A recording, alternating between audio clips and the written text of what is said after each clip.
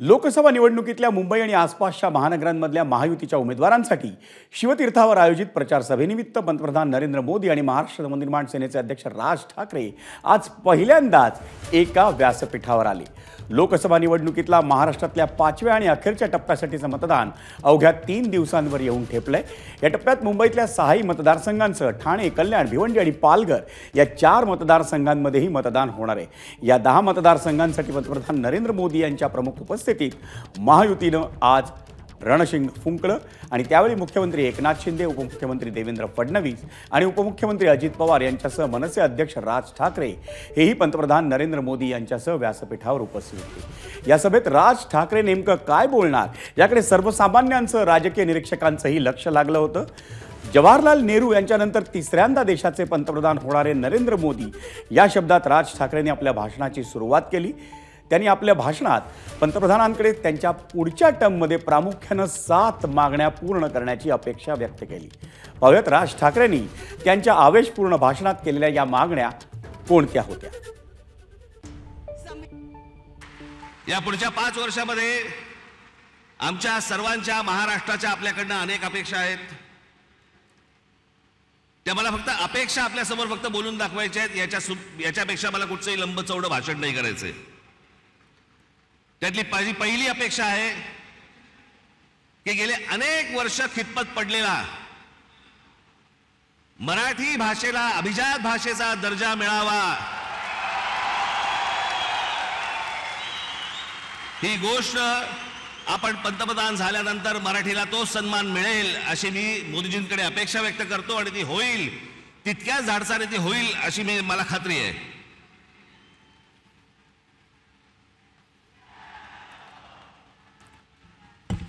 दुसरा विषय, कारण बाकीचे कसं आहे, बाकीच्या सगळ्या गोष्टी महाराष्ट्रामध्ये करण्यासाठी म्हणून आमचे देवेंद्रजी आहेत, एकनाथराव आहेत, अजितदादा आहेत, बाकीचे करतील।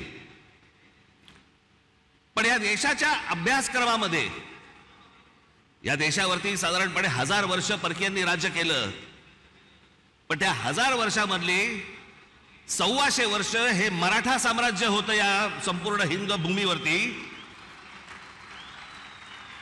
त्या मराठा साम्राज्याचा इतिहास हा शालेय शिक्षणामध्ये मुलांना लहानपणापासून शिकवला जावा की जेणेपासून हा देश कसा उभा राहिला हे या अख्ख्या देशातल्या मुलांना आणि भविष्यातल्या पिढ्यांना कळेल। तिसरी गोष्ट, समुद्रामध्ये शिवछत्रपतींचा पुतळा कधी उभा राहील नाही राहील मला माहिती नाही,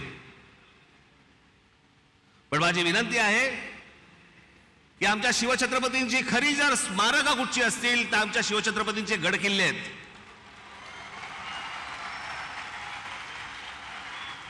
आणि या गड किल्ल्यांना पूर्वीचं ऐतिहासिक वैभव प्राप्त करून देण्यासाठी म्हणून आंतरराष्ट्रीय दर्जाची एक समिती नेमावी।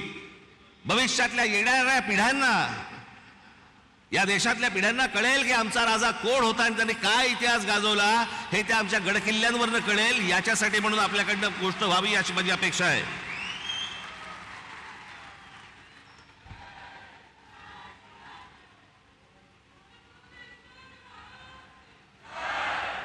चार 5च गोष्टी आहेत, माझ्या फार नाही आहेत। देशभरामध्ये अनेक ठिकाणी मोदीजी आम्ही पाहिलं की आपण उत्तम रस्ते बनवलेत, अनेक फ्लायओव्हर्स बनवलेत, अनेक ब्रिजेस बनवलेत।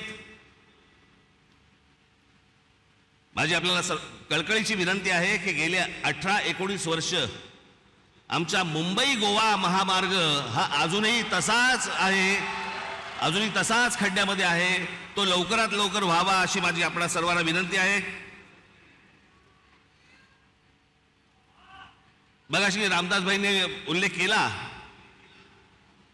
मोदीजी आपण पण आपल्या अनेक सभांबद्दल पण सांगितलं, पण आज जरा खडसावून सांगावं की या भारतामध्ये डॉक्टर बाबासाहेब आंबेडकरांनी जे उभं केलेलं जे संविधान आहे त्या संविधानाला कुठेही धक्का लागणार नाही। तुम्ही लावणार कधीच नव्हतात, पण जे विरोधक ज्या प्रकारचा प्रचार करतायत मला असं वाटतं त्यांची तोंड एकदाचीच बंद व्हावीत की जेणेकरून परत त्यांची तोंड उघडली जाणार नाहीत, अशी अनेक जनतेची या महाराष्ट्रातल्या अपेक्षा आहे। या देशामध्ये अनेक करोडो मुसलमान आहेत, लाखो मुसलमान आहेत, देशभक्त मुसलमान आहेत। जे या देशावरती प्रेम करतात, जे या देशावरती खरंच त्यांची निष्ठा आहे, खरं तर सांगायची गरज नाही, पण काही मुठभर आहेत जे आज उद्धव ठाकरे आणि काँग्रेसला जे पाठिंबा देणारे आहेत ना, त्यांचा उद्देश हा फक्त गेल्या 10 वर्षात त्यांना डोकं वरती नाही काढता आलंय. आणि ते डोकं वरती काढण्याचा मार्ग कोणता, तर काँग्रेस सारखा सुलभ मार्ग नाही. याच्यासाठी म्हणून ते आज त्यांना सगळ्यांना पाठिंबा देत आहेत.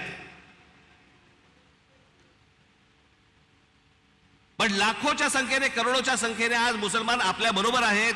त्याला एक शाश्वती पाहिजे,